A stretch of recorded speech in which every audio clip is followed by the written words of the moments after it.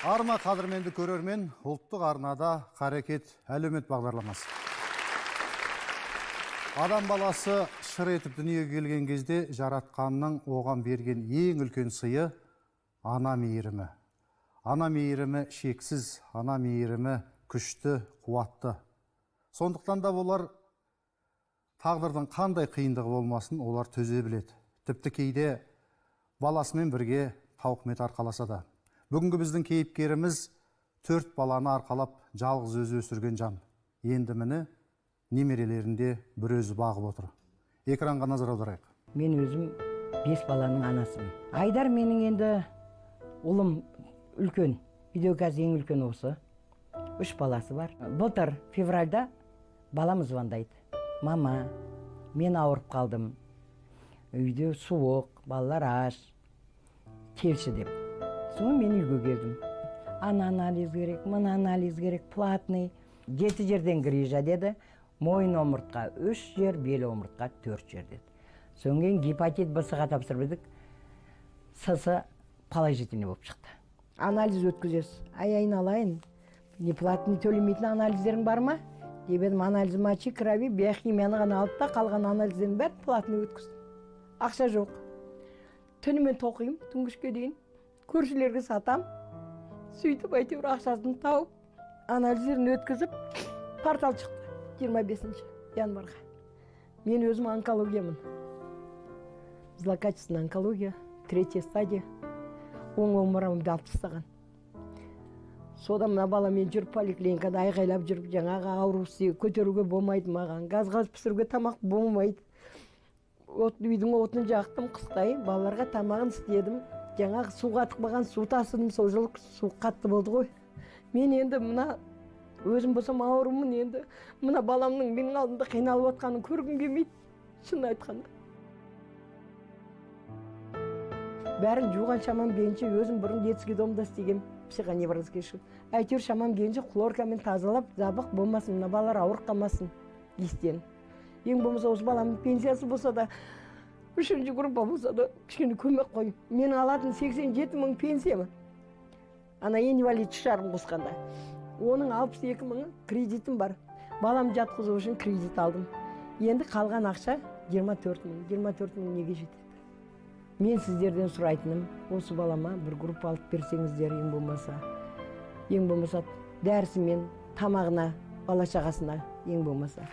Мінекей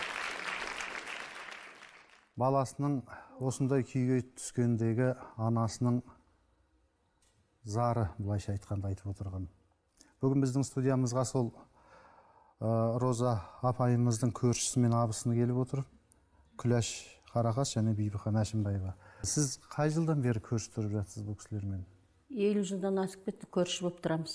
50 жылдан бері? Иә, бұл семья басында жақсы атасы бар, нелері бар, сондай айбат семья болған. 3 қыз ұзатты, 1 келін түсірді. Сондай жақсы адамдар болады ғой, мінекей өздеріменен күндерін көріп атқан, бала шағасын асырап, баласы ауырып, мінекей осындай қалға жетіп қалды. Онан анасы ауырып, анасынан кейін баласы ауырып, оның кішкенде бір баласының құлағы ауырып. Мынау енді өте қиын. Жүрегіңді ауыртады. 2 қызы бөлек тұрады. 1 қызы қайтыс болып кетті. Оның баласын өсірді бұл кісі дегенің. Отағасы қайда? Отағасы қайтыс болып кетті, көп жыл болды. Содан бері өзі арқалап осы бала шағасын бағып жеткізіп жүрген ана еді. Экранға назар аударайықшы. Әскерде мен Шымкентте болдым, внутренний войскада. 1,5 жыл отан алымды бұрышты өтедім. 2017 жылы стройкада жүріп құлаған бір рет, 2-ші этаждан. Бірақ та өз күшіммен больницаға жетіп, УЗИ істетіп, бәрін істетіп, тексерілгем. Маған айтты, бәрі нормальды, просто ушиб қана деді. Жұмысымды жалғастыра беріп жүре бердім. Белім ауыратын былай кішкене, таңертең тұрған кезде. Жұмысқа барып жарты сағат уже істегеннен кейін қызудың арқасында сезбей жүре бердім. Мынау сол қолыма отказ бере бастады, аяқтан кейін саусақтарым бірінші басталды. Мартта уже сезе бастадым, что-то уже ағара бастадым, суый бастадым. Мамам айттым, мам, что-то порталға дейін шыдамайтын сияқтымын.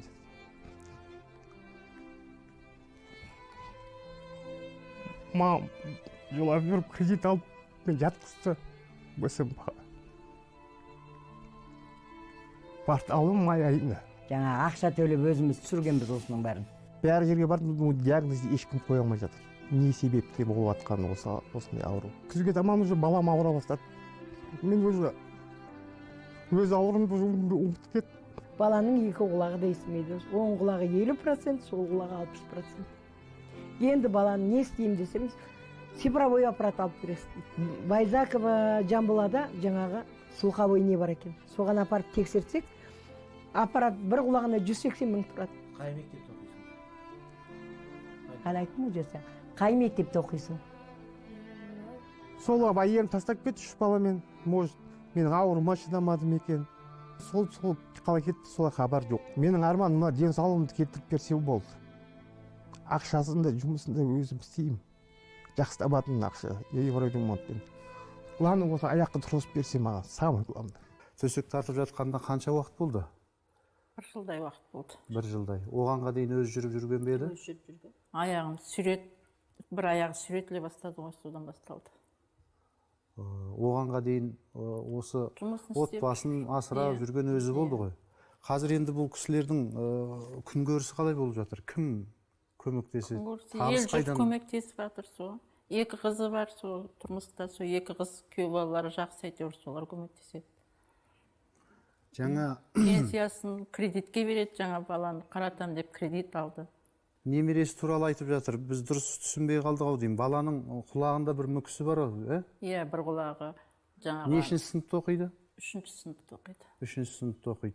Оған бір қымбат бір құрал керек дейді, соны 400 мыңдай тұрады дейді. Емдеуге болмайды ма екен оны? Болмайды деп айтты дейді.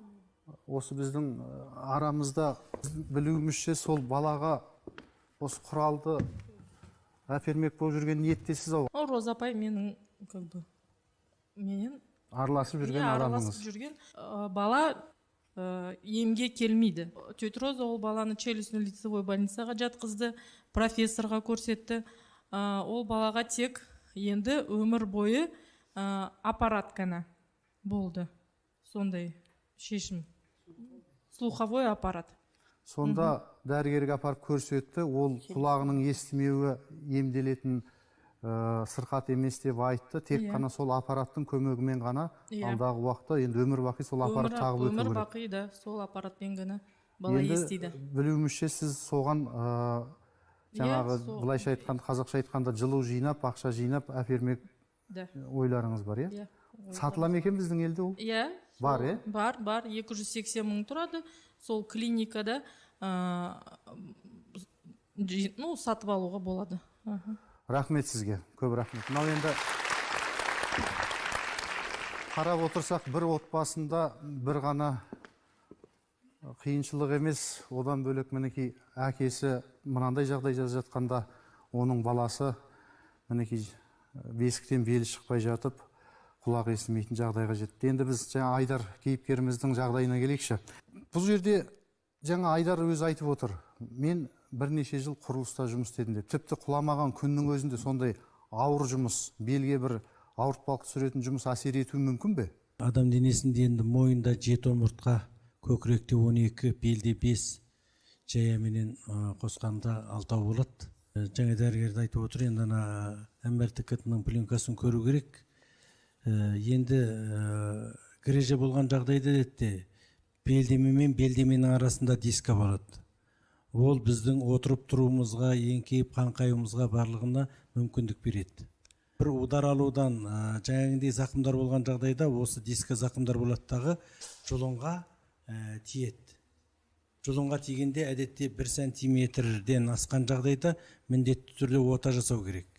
Егер 1 сантиметрден аз болған жағдайда басқа оңалту іс-шараларын қолдануға болады. Бірақ менің 20 жылдық клиникалық тәжірибем негізделгенде бұл жігітті әлі көрген жоқпыз. Жүйелі рефлекстерін тексеріп көру керек. 2 жауырыны біріне бірі тиіп жақындап келе жатыр. Онан кейін 2 жауырынның ортасы томпайып сыртқа шыққан. Енді қазақпыз ғой, кейде азырақ ауырса жүре береміз, жаңа көршілер айтып отырды. Бастапта бір аяғын сүйретіп баса бастады дейді. Міне, барған сайын басында ақырын ауырады, онан аяғын сүйретіп басады, онан аяғының бұлшық еттері семіп солады, сосын ақырын қазіргідей жүре алмайтын халге жетеді. Сол себептен бұл кісіні мен ойлап отырмын, жаңа БСМП-да да жатқан екен, кредит алып емдеген екен. Әзір деген медицина Қазақстанда бұндай науқастарға 100% тегін емделеді. Өйткені ол өзіміздің Алматы қаласының тұрғыны екен, Алатау ауданда пропискада бар екен. Ондай жағдайда ешқандай жаңағындай кредит алып, МРТ-ның барлығын түспей-ақ, порталменен жатып, сол жерде тексеріліп, сол жерде барлық операциясын тегін емдеу мүмкіншілігі бар еді. Бірақ сол порталды көп ата-аналар тоспайды, күтпейді дағы, өз еркіменен жаңа кредит алып барған болуы мүмкін. Енді осы сөзіңіз аузыңызда жаңағы барлығы тегін болу керек, қаралу керек дейсіз ғой. Біздің осы Қарекет хабарының тілшілері кейіпкердің тұратын ауылындағы ауруханаға барып, осы мәселе жөнінде бір сұрау сұрапты. Соны көрейікші. Бізге белгілі науқас өзіміздің жергілікті тұрғын болғандықтан қазір толық зерттеулермен әдістемелік жүргізуге комитетке қарауды өткізейік, содан кейін ары қарай шешімді жасау. Ем қабылдадыңыз, невропатологта болдыңыз, иә? Қабылдадым, ем Көмектескен жоқ. Қазір онда анализдер аламыз. Тұра аласың ба, Айдар? өзім қорсып тұрмасам, өз күшіммен қолды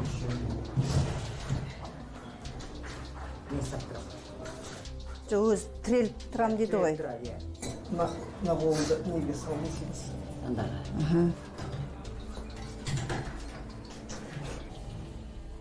Жұтынған кезде қиналмайсың ғой тамақ ішкенде, иә?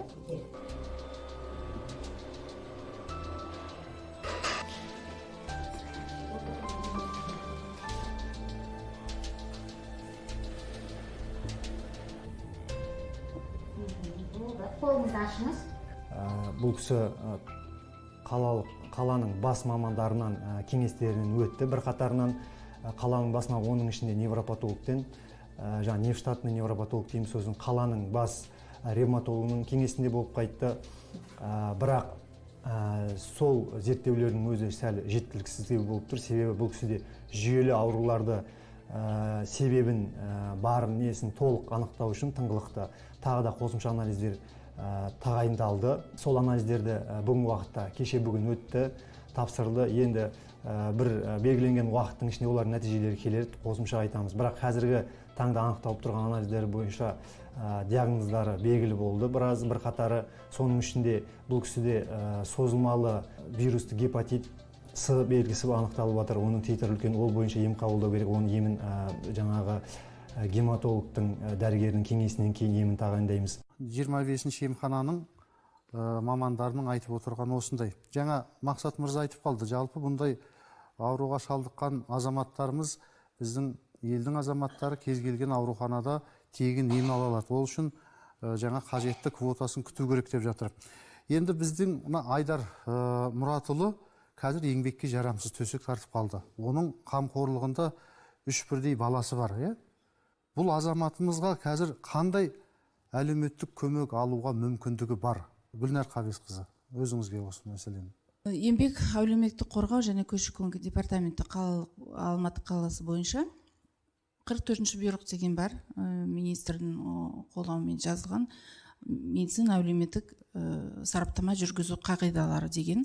Соған сәйкес адам кемінен 4 ай тұрақты тіркелген емханасында қаралынып, осындай диагностикалық, функционалдық бәрі 16 шараларын бәрі жүргізілгеннен кейін сол дәрігерлер өзінің жаңағы тұрақты емхана деп жатырмыз ғой, 25-ші осы Айдардың емханасы, дәрігерлік консультационный комиссия ВКК дейді оны. Солар өзі шешім қабылдайды. Осындай адам, осындай неге жетті, осындай недері бар, осы диагноз қойылды, осымен біз оны медицина сараптама бөліміне жібереміз деп. Сол өзі қарай алынатын емхана өзінің күнімен осы адамды толық осы құжаттарын бәрін толтырып жасап болғаннан кейін осындай медицина әлеуметтік сараптама бөлімге жібереді.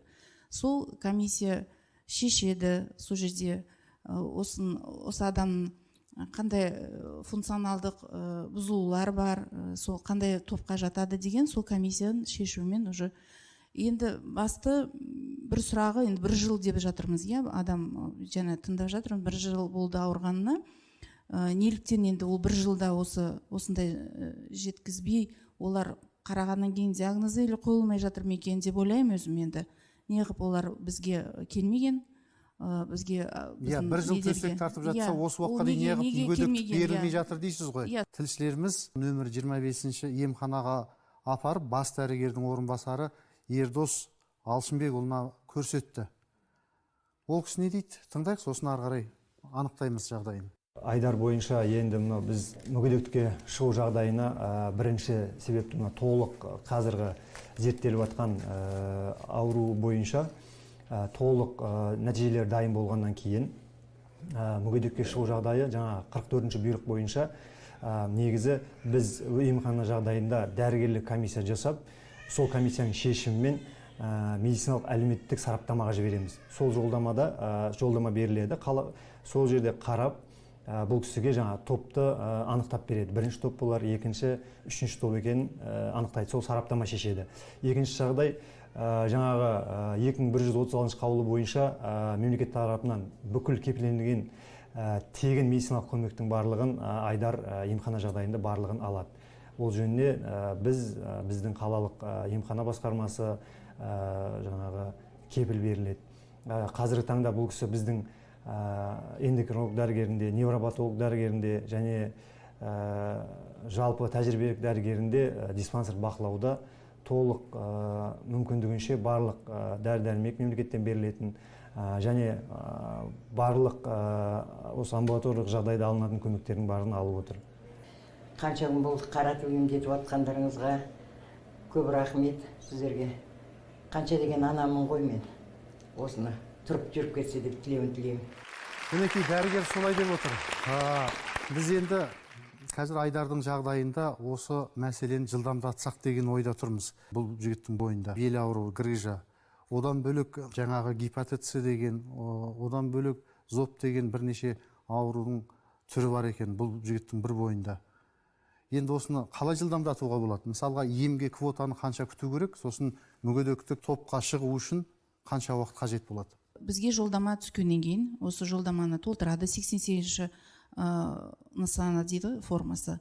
Соны жаңа дәрігерлік консультациялық комиссиясы толтырып жібергеннен кейін, өзін тұрақты жаңағы айттық қой, медицина сараптама бөліміне келеді. Сол кезде күнбе-күн шығарады ол шешімді. Сол толық несі бәрі, құжаттары бәрі дұрыс болса, тұрақты ең нақты несі пропискасы болу керек, обязательно алматылық болу керек ол кісі. Сол жаңағы емхана жіберген құжаттарыңызбен бүкіл недермен келгенде күнбе-күн шығарылатын шешім болады. Екінші мәселе, олар енді 10 күнде тағы да шығарылатын бір шешім болады. Ол енді тұрақты медициналық сараптама бөлімі өзі шешпесе, консультацияға бізге әдіснама және бақылау бөлімі деген болады департаменті. Соғанда қалтыруы мүмкін сұрақтары болып жатса, или ол адамда бір толық бірдеңкесі жетпей жатса, сол 10 күндің ішінде шығарылады. Сол заң бойынша 1 күнде или 10 күнде шығарылатын шешім. Сол кезде комиссия қарағаннан кейін, өзі шешім бергеннен кейін мүгедектік туралы анықтамасын береді. 16 жеке бағдарламасы деген болады. Оны жаңа емханасы бәрін толтырып жіберсе, соның ішінде шаралар недерін жазып береді. Осы адамға не керек қазіргі манда, әлеуметтік жағынан қандай көмектер керек, соны недерін жазып береді. Сол 16 жеке бағдарламада. Соның бәрін жаздырып алып келсе, бір күнде-күн өткізуге болады. Грыжаны белгілі бір жаттығу арқылы да емдеуге болады деген ақпарат естіп едік. Сонымен біздің тілшілеріміз ол жаққа да барып қайтты. Тыңдайықшы, не дер екен?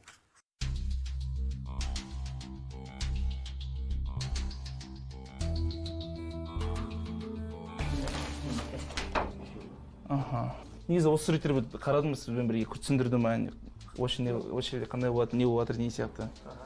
Түсіндірді ма біреу? Дәрігердің? Жалпы мысалы миымыздан не үшін бастық, себебі жаңа не дейді, орысша айтқан кезде, чтобы исключить поражение центральной нервной системы. Яғни бас миымыздың және жолыңыз проблемдер болса, жаңа аяқтың дұрыс көтерілмеуі, ауырсыну деген пайда береді. То есть сондай нелер жақындарды беруі мүмкін. Аппақ нені көрдіңіз осындай нелерді. Бірақ та андай нәрсе бар. Егер адам қозғалмаса, ауыр салмақ көтермесе, дұрыс салмақ көтермесе, дұрыс жаттығу орындамаса, бұл шиеттің несі азаяды. Көлемі азаяды. Мысалы, оны қалай түсіндірсек бар, сулы болмаса, демек өзінің қызметін дұрыс атқармай жатыр. Себебі сусыз сухой, а сухой зат айтады ғой, құрғақ ботағымыз ба, ботақ я болмаса не, қайсы тезірек сынады. Аяқты түсіріп, көтеріп, тартып деген сосын. Бүйтіп жататса, етпетінен. Аяғын, екі аяғын бүйтеді. Етпетіне жатыр ғой, аяғын көтереді. 2, 3, отлично. Басқан кезде егер ауырса, құтықтан не істесе, айтыңыз жақсы ма? Мына жер ма? Бел, кеудеңіз ауыра ма? Яғни, мысалы, қан несін объем көбейту үшін көбінесе жаңа суын көбейту қажет та, я болмаса нені жаңа жасушалардың несін концентрацияны көбейту керек. Бірақ сонымен көбейту үшін не істеу керек? Көбінесе су ішіп тұру керек. Былай басқан кезде тартқан кезде ауыра ма аяғыңыз? Седалищный айтады, жақсы. Дем шығарыңыз. Қараңыз, тартқан кезде дем шығару керек. Бұдан да тыс жаңа мен сізге көрсеткен жаттығуларыңыз жалғастыруыңыз қажет. Олар несі жаңа емдік қасиеті аз да, бірақ та не себеп жаңа практика ретінде, проработка ретінде өте маңызды жаттығулар. Мінекей, бүгін студиямызға осы жаңа ғана экраннан сөйлеген Еркін Қуанбаев мырза келіп отыр. Доктор Бубновский орталығынан. Сіздердің ойыңызша бұл грыжаны осындай жаттығумен ақ жазып жіберуге болады деп үміттендіріп отырсыз. Сіз енді рентгендік жаңағы түсірілімдерімен таныстыңыз ғой? Жалпы мен суреттермен таныстым. Айдардың жағдайына қарайтын болсақ, кейбір мысалы бұлшеттің топтамалары дейді, группа мышц деп айтады ғой. Несі кәдімгі әлсіреп кеткен, яғни әлсіз болған. Сонымен байланысты, яғни өзі негізі айтады, күн сайын күніне ең азынан 2 рет жаттығулар комплексін жасаймын дейді. Күндіз және кешке ұйықтардың алдында істеймін. Егер олар орындамасам дейді, дұрыс ұйықталмаймын дейді, дұрыс қолым аяғым көтере алмаймын дейді. Яғни бұл жаңағы өздеріңізде білетін шығарсыздар, мысалы бұлшық ет дұрыс қызмет етпесе, яғни мысалы ең бас простой дейді, бір мысал бар. Адамға мысалы гипс киген кезде, мысалы бір айда киеді, шешкен кезде жаңа бұлшық ет дұрыс қол сынған кезде сынып болған, жазылып болды, бірақ та қол дұрыс қозғалмайды. Неліктен? Себебі бұлшық ет дұрыс қызмет етпегенмен байланысты. Практика орындамай бір айда ұзақ уақыт қимылдамағандықтан бұлшық ет дұрыс қызмет етпей жатыр. Қызметінде. Яғни былай қарайтын болсақ, мысалы кімнің Айдардың қолы, сол қолы тартқан, яғни немен осы немен киіс дейді ғой. Дұрыс несі ұстай алмайды. Бірақ та осы қолында жаңа нені алатын болсақ, қатырақ несі қозғалта алады. Мысалы оң қолын керісінше несі жақсы ұстай алады да киіспен жаңа. Бірақ та қолын дұрыс тарта алмайды. Яғни әртүрлі бұлшық еттер не істеп жатыр, қазір әлсіз жаңа не жатыр, проблема туындап жатыр. Және де жаңа грыжаның несі жаңа қалай емделінетін, жалпы не алатын болсақ, жаңа бұлшық еттер жаңа не сияқты ғой, грек нелерін қарайтын болсақ, тарихына қарайтын болсақ, мысалы тек қана жаңа нелер, үйлері несін, нейді үлкен нелер. Жаңа тек қана нелерден емес, қабырғалардан қосымша колонналардан тұратын еді. Ол неліктен жаңа олар жер сілтемесі көп болады.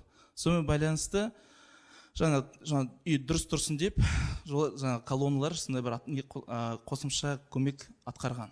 Яғни біздің бұлшық еттер қатты болса, жаңа колонна ретінде сияқты, сол кезде жаңағы тірек не дейді, жаңа опорно-двигательный аппаратына көп салмақ түспейді, көп нагрузка түспейді.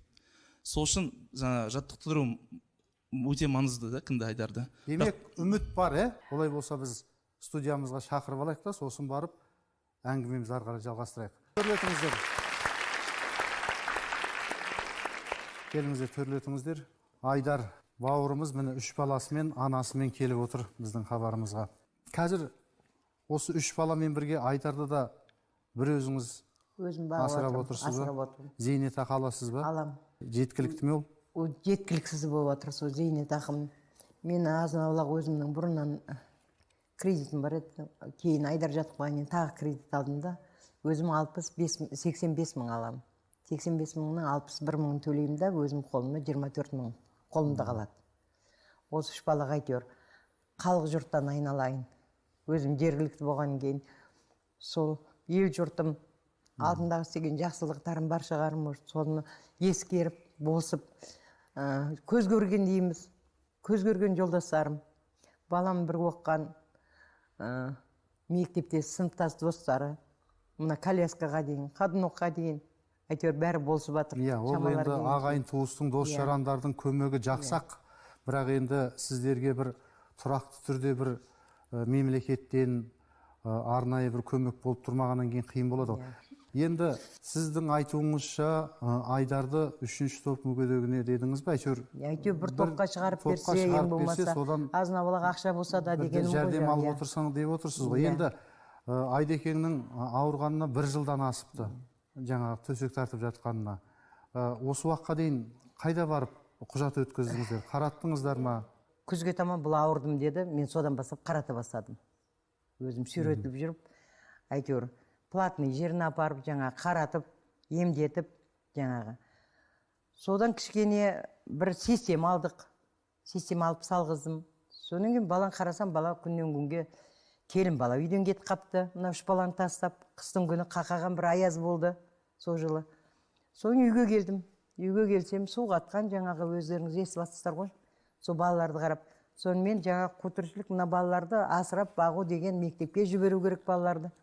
Сонымен балам күннен күнге жағдайым мүшкіл болып барады. Доғдырға барсам, ана анализ платный, ана доғдырға 17-ші поликлиникаға апарыңыз. О жерде бір анализ алады, платный. Айналайын, мен платныйға ақшам болса, мен бәрі өзім ақ доғдырға апармай-ақ платныйға апарар едім. Ақшам жоқ менің. Сөйтіп соның арасында мына баланың естімейтіні анықталып қалды. Соң отырып айттым, мама, қойшы мені. Мына немдетшең болмаса. Мынау жас қой. 10-ға толды январда. О кем болса осы еститін болса екен деп осымен айланысып кеттім. Сонымен не керек, осы баламен айланысып жүріп, өзім онкологияны ұмытып кеттім. 3 ай сайын қаралатын онкологиям. Иә. Міне балалардың тірлігімен. Оңай емес. Енді менің де онкология деген аты болмаса, жаңағы емірті нелер бізде көбі платный. Маған срочно миыңды түсір дейді. Метастазы кетіп қалуы мүмкін миға, жаңа нервшет неғанан. Соған мен поликлиниканың доғдырын айттым. Даже мен өзім миымды түсіретін анализіме 19 000 табалмай отырмын. Жаңа поликлиниканың адамда. Сөйтсем поликлиникадағы врач айтады, сіз бізден неге сұрамадыңыз? Бізде ол бар ғой, біз направление беретін едік қой. Білмедіңіз бе? Мен білген жоқпын. Шақырсам келеді үйге. Үйге келіп консулим создавать етті. Консулим создавать етті, маған 4 анализ жазып берді. Платный анализдер. Сол ақша жоқ қалды. Жасыратын несі бар? Бейне сюжетте Айдекеңнің қандай жігіт болғанын көрдік. Көзінен ақ көрініп тұр ғой, намысты жігіт. Қолынан біраз өнерде келетін сияқты. Бұл жерде енді мына тағдыр бір итермелеп, мұқтаж қылып отырғаннан кейін келіп отырды. Әйтпесе, шіркін-ай, денсаулығым 12 мүшем сау болды, денсаулығым болса, осы жерде мына біреулердің мысалға қолына қарамай-ақ өмір сүрер едім деп отыр ғой. Тіпті сол жаңағы мүгедектіктің мысалы қанша бір 30-40 мың болар ары кетсе. Оған да қарағым келіп отырған жоқ деп отыр, солай ма? Айдеке. Жалпы құрылыстан басқа өзіңіздің қолыңыздан не келетін еді? Құрылыстан Құрылыс сол бәрі келеді ғой қолымнан. Тек қана сол мына Спорт құрылыс сырқаты қана кедергі келтіріп тұр дейсіз ғой, иә? Алдыңызда осы былайша айтқанда медицинаның 3 маманы отыр. Мақсат аға, мінекей Ерлан мырза, жерде Еркін бауырымыз. Енді ол Еркін өзі жаңа өзіңізге бірнеше жаттығу жасап көрсетіпті. Тек қана мүгедектіктің беретін жаңа көмегіне ғана қарап қоймай, сені біз емдеп шығарсақ деген бір ниетіміз болып тұр да. Әмин. Сондықтан мінекей мамандарымыз келіп отыр, сұрайықшы. Қандай үміт бар? Айдекеңді біз аяғынан тік тұрғыза аламыз ба? Кезек-кезек өздеріңіздің. Қазір сіздер қолдарыңызда жаңағы не жоқ па? Түсірілімі жоқ па? Ненің? Айдардың сыйымдасы бар. Соны болса беріңізші Ерлан бауырымызға. Жаңа поликлиниканың замглавный врачты айтып өтті. Негізінен греже туралы диагнозы, гепатит С туралы анықталған менен басқа да бір тексерулерге жібердік. Ондай диагнозы анық болып тұрған жоқ деген сөздерді айтты. Греже болса ол емделетін дүние. Грежені емдеуге болады. Грежеға жаттығу міндетті түрде керек. Өзі айтыпты ғой, күніне 3 уақыт әрекет жасамасам, түнімен ұйықтай алмаймын. ауырады, тыртысады дегендей. Оныңыз өте жақсы әдет. Бұрын өзіңіз де спортпенен айланысқан екенсіз. Күніне 2-3 уақыт жаңағы физзарядкаларды ЛФК-ңызды өзіңіз жасағаныңыз дұрыс. Онан сен негізінен тек қана физзарядка жасау емес, емдеуге де болады. Дәстүрлі медицинада операция жасады ма сіздердің БСМБ-да? Жоқ, жасамады. Жасамады. Біз неврологияға жаттық. Март айында мен өзім жатқыздым өз күшіммен март айында неврологияға. Оған жатқызып шығардық қой. 14 күн жатып өзі айтады ғой, қанша профессорлар келді, ауырымды мама табылмады. Диагноз қоямапты өрде. Содан кейін келесі жолы өзіміздің 25-ші поликлиниканың порталы жақындап қалған май айында.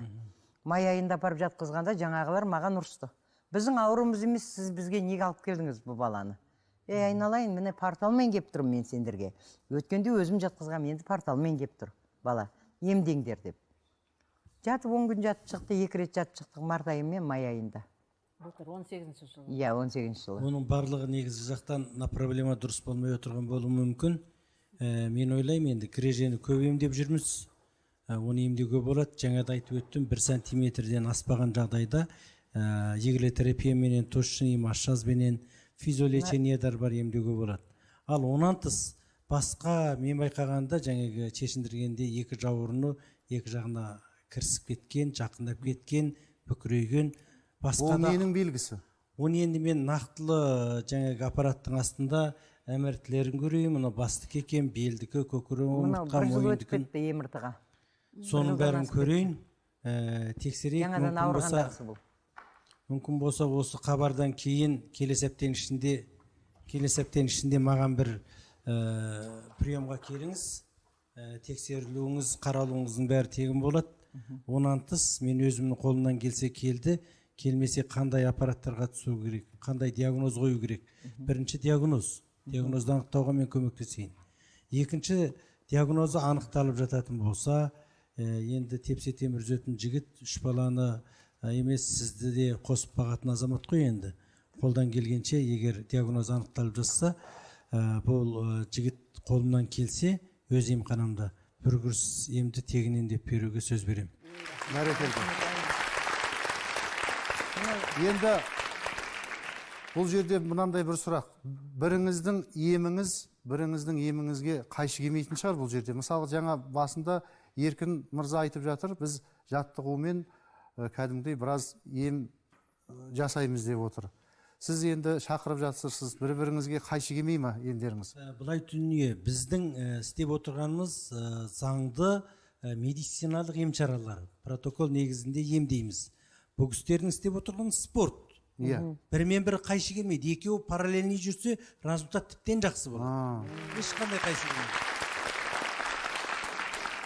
Сақат болып қалдым, енді осы мен қор болып қалдым деп өзіңді есептеме. Мінекей 3 бауырыңыз келіп отыр. Бұл кісілер бір әйтеуір амалын табар. Өмірдің талай тәжірибесі бар көрінеді ғой. Өзің жаңа экранда айтып жатырсың. Шекарада борышыңды өтепсің әскери. Кәдімгі мынау полиция қызметінде де жұмыс істедің бе? Иә. Жұмыс істедің, иә? Істеді. Армиядан кейін сразу алды ғой мен. Тәжікстанда болған мен жарты. Бұл ГУВД-да істеді басында. Тәжікстанда кәдімгідей соғыста жеңілдік болады 50% деп бәрі жазып. Ана Тәжікстанда 96 жылы муфти өлтіріп кетті ғой. 17 бала қайтыс болды, бізде 35 жаралы болды. Сөрде. Жарты жыл жүріп келді. Енді спортпен де шұғылданған жігіт екенсің ғой, жаңа суретіңнен де көрініп тұр. Ары қарай мүмкіндік бар ма өзің? Сезесің бе айналысуға? Күнде енді істеп жатырмын тренировка күнде. Күндіз 1 сағат, кешкісін 2 сағат жатардың алдында. Ешқандай результат беріп жатқан жоқ. Сол қалай мынау күшім бар екен сезем. Именно қимылдардың движениясының мышцалары кетіп жатыр ғой. Сен сол меніңше ана ретін бе, соның бір жаттығудың жүйесін қалай жасау керектігін мүмкін білмей жатқан шығарсың. Жоқ, мен интернеттен қарап бәрін істеп жатырмын. Дереке танысып шықтыңыз ба? Қандай ойда ол? Көріп шықтым. Рұқсат болса өзім бір көріп шықсам омыртқаларын. Көріп шығыңыз. Көріңіз. Ерлан Төреевті енді сіздер танитын шығарсыздар. Бұл кісі де жаяу адам емес, біраз адамдардың осындай сырқаттарын жазған халық емшісі. Бұлайша айтқанда бұл кісінің мамандығы сынықшы.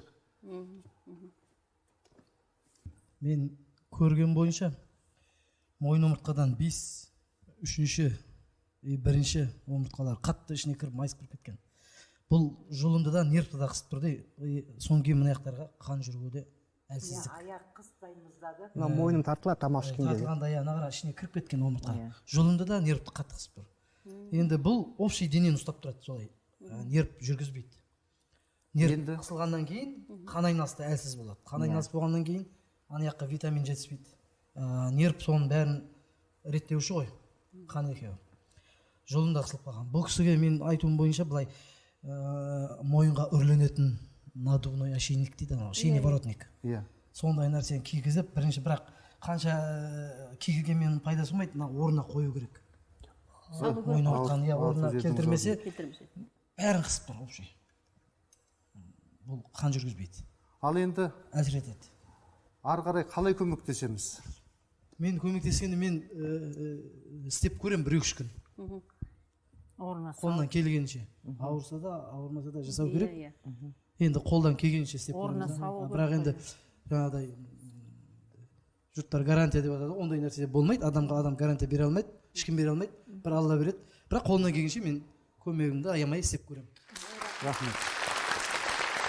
Барлық осы мамандардың телефонын өзіңізге береміз. Ары қарай хабарласып, міне жаңа Мақсат ағамыз да айтып отыр ғой. Біріміздің еміміз бірімізге ешқандай да кедергісі жоқ деп. Біреуінен барып жаттығу жасаңыз. Ерлан жаңағы омыртқаларыңызға өзінің бір емін домын жасасын. Мақсат ағамыз жаңағы өзінің емін көрсетсін сізге. Барлығын көріңіз. Бірақ үмітіңізді үзбеңіз. Үмітіңізді үзбеңіз. Байқаймыз, сіз біраз кәдімгідей мына өмірден үміт үзе бастаған сияқтысыз. Ол сіздей қайда әлі? Жассыз ғой? Мына балаларды жеткізу керек әлі. Күш қайрат керек өзіңізге. Жаңағы медициналық көмек жағын мінекей 3 маман әркім өзінің қолынан келген көмегін берем деп отыр. Бірақ дегенмен де Айдар жазылып кеткенге дейін белгілі бір көмек болу керек қой. Мүгедектік бойынша өзінің тобына шығарып берсек. Атаулы әлеуметтік көмек деп айтылады, иә.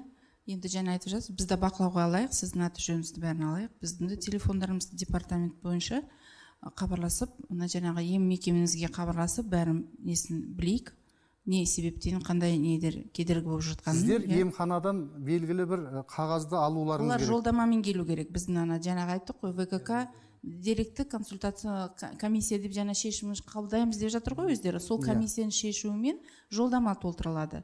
Жолдамасыз болмайды. Ана мамасы біледі. Емхана сізге жолдама берген күннен бастап, жаңағы өзіңізден өтіп жүрген медицина сараптама бөлімге барасыз. Сол жақта бір кедергілер болып жатса, бізге хабарласуыңызға болады. Қандай сұрақтарыңыз болады, біздің департаменттің несін береміз. Өзімізді бақылауға алайық, көмектесек. Жаңа апасы біліп отырған шығар, иә. Оған диагноз қойылды ғой бала? Қойылды. Қойылғанда оның құжаттары бар ма жаныңызда? Диагнозы қойылды. Мынау кәдімгідей 2-3 жыл болып қалған дейді доғдырлар. Мынау несі. Бұған естімегенде бұлар, мына бала әкесі адам сөйлейді ғой. Қай мектепте оқисың? 156. Өжетте ма? Өжетте оқисың, иә? Нешінші сынып? 3-ші. Сол мектептің сіз әлеуметтік педагогысыз ғой, иә? Мөлдір Асқарқызы. Бұл балалардың барлығы сол бір мектепте оқи ма? Бір мектепте оқи. Үлгерімдері қандай? Және де осы отбасылық жағдайына байланысты мектептеріңізден белгілі бір көмек көрсетіле ме осы балаларға, семьяға? Осы былтырғы 2017-2018 жылдан бастап әлеуметтік жағдайы орташа отбасылар қатарына осы Серкебаев Ерболат пен Серкебаев Нұрболатты қостық. Үйіне барып тұрмыстық жағдайын тексеру акциясы жасалды. Отбасының тұрмыстық жағдайын тексеріліп, ол кезде сабақ үлгерімдері нашар болған. Қазір міне содан кейін апасы 1 жыл қарады ғой, 1 жылдан аса қарап, қазір 2 бала екпінділер қатарында, 2 бала да сабақ жақсы оқиды. Енді Ерболаттың құлағын ауыр естігенін оны мұғалімдер де білмеген негізі. Осы апасы бұрын қадағалауда болмаған бала болғандықтан бұны даже үйіндегі ата-аналар да білмеген ғой. Осы апасы қалай несіне алды, жаңа өз қамқорлығына алып апасы. Содан кейін осы баланың құлағы кішкене ауыр еститінін байқап, содан кейін барып осы биылғы жылы ғана біліп тұр осы баланың ауыр еститінін. Ал енді бұл Ерболат ары қарай сол мектепте оқи бере ме, жоқ әлде осы құлағының мүкістігіне байланысты арнайы мектепке жіберу керек па? Қалай ойлайсыз? Жоқ, ондай арнайы мектепке жіберудің қажеті жоқ деп ойлаймын. Өйткені баланың сабақ үлгерімі екпінді, жақсы болып тұр. Мұғалім де біліп алған, баламен қалай қарым-қатынас жасау керектігін енді. Бала жаңа айтып тұр ғой, бала уже мұғалімнің аузына қарап түсінеді, не айтатынын Енді қараңызшы, бұл қазіргі жағдай, иә?